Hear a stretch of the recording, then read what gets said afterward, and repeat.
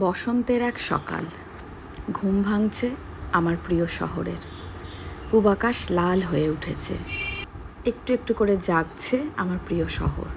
স্কোয়ারের পাশে মর্নিং ওয়াকে, প্রাচীন গাছটার ফাঁক ফোকর দিয়ে সূর্যের প্রথম আলোয়, দেবতার চরণে নিবেদনের ফুলের পসরায়। শীতের ক্ষীণ আমেজটুকু গায়ে মেখে নিতে নিতে ফেরির এপার ওপারে, নতুন বাজারে সবজির দরদামে, গনগনে আছে ধোঁয়া ওঠা কেটলিতে দুধ চা আর লাল চার ফুটতে থাকা জানান দিচ্ছে শহরের ঘুম ভাঙছে।